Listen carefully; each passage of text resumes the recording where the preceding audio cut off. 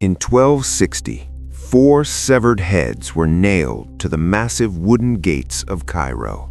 This wasn't a warning to criminals. This was a declaration of war against the most terrifying empire in human history. Those heads belonged to the ambassadors of the Mongols. By executing them, the Sultan of Egypt had done the unthinkable. He hadn't just insulted the Mongol war machine, he had challenged it to a fight to the death. At this moment, the entire civilized world was holding its breath. From China to Russia, the Mongols had crushed every single army they faced. They were a hurricane of iron and horseflesh that seemed impossible to stop. If Egypt fell, the path to North Africa and Europe was wide open. There would be nothing left to stop the Mongol conquest of the entire known world. This is the story of the day the world was saved, not by kings or princes, but by an army of former slaves. To understand why this moment was so terrifying, you have to look at what happened just 2 years earlier. In 1258, the Mongols reached Baghdad, the capital of the Islamic Golden Age.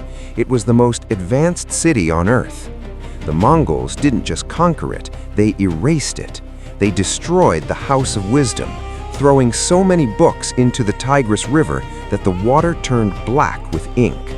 This wasn't just a massacre, it was the first time in history that knowledge itself became a casualty of war. Then, the slaughter began. Survivors claimed the pile of bodies was so high you could actually walk across the Tigris on a bridge of corpses. The message was clear: resistance is suicide.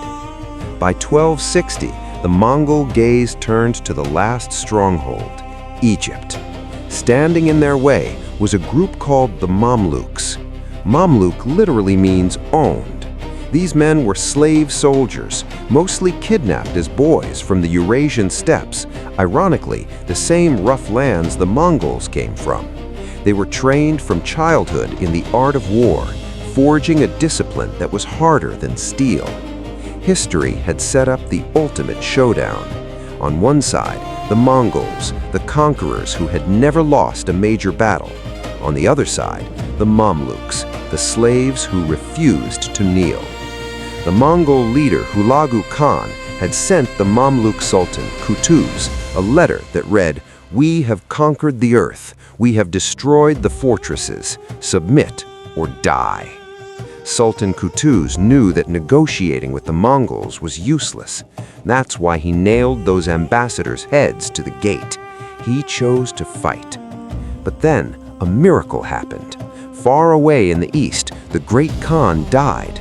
Tradition demanded the Mongol princes return home to choose a new leader. Hulagu took the bulk of his massive army and left. However, he didn't leave the region empty.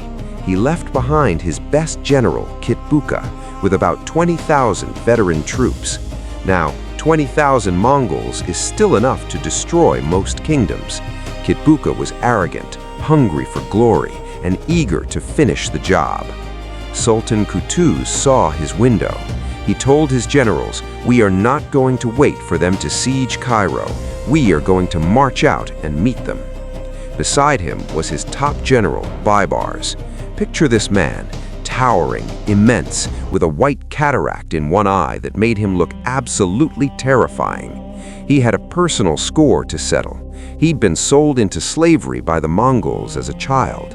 He knew their tactics, and he had a plan. The two armies converged in September 1260 in the Jezreel Valley in modern-day Israel.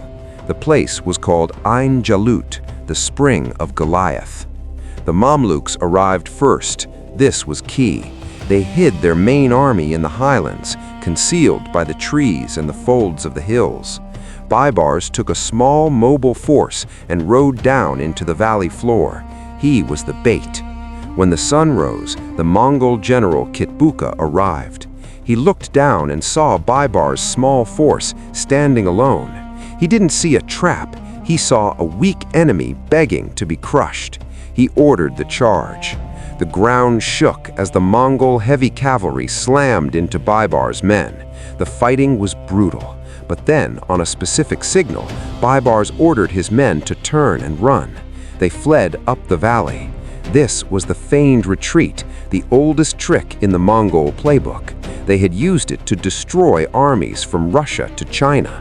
But today, the script was flipped. The Mongols were using the Mongol tactic against the Mongols. Kitbuka took the bait. He ordered a full pursuit. The Mongol army poured into the valley, stretching out their lines, chasing Baibars right into the kill zone. It looks perfect, right? The trap is set, the enemy is foolish, the good guys are about to win. But wait, it gets worse. Because this wasn't a movie, this was the Mongol army, and they didn't play by normal rules. Suddenly, the Mongol kettle drums thundered across the valley. Boom, boom, boom. From the hills on all sides, the main Mamluk army rose up. The trap was sprung. The Mongols were surrounded. But Kitbuka didn't panic. Realizing he was trapped, he didn't retreat. He wheeled his forces around and smashed into the Mamluk left wing with ferocious violence. The fighting was chaotic. Some historical accounts even suggest the Mamluks used primitive explosive devices to spook the Mongol horses, fire and noise adding to the confusion. But the Mongol charge was so intense that the Mamluk lines began to crumble. Soldiers started to back up. The fear of the invincible Mongols was taking over. The trap was failing. Sultan Qutuz was watching from a high point. He saw his empire about to collapse. So what do you do? What do you do when your trap fails and the most dangerous army on earth is about to slaughter you? You stop giving orders and you start leading.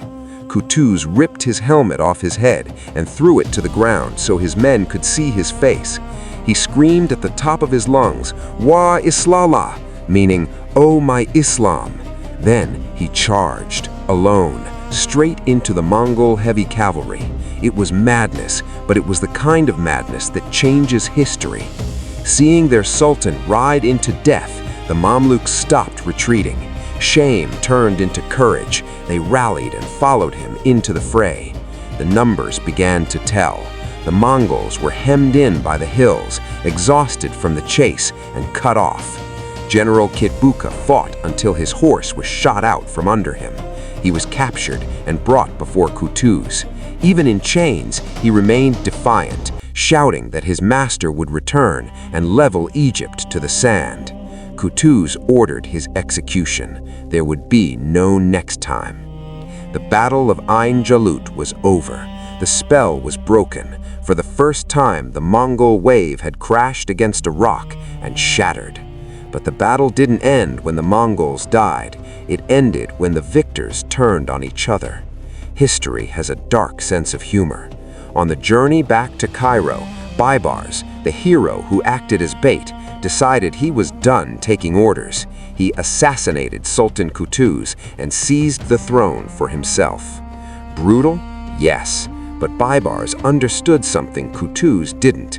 In this world, survival required absolute ruthlessness. He would go on to become a legend, ruling for years. But the legacy of that day in 1260 remains. It was the moment a group of former slaves stood in a valley, looked at the end of the world, and said, "Not today." If you enjoyed this story of the battle that saved civilization, make sure to hit that subscribe button and turn on notifications.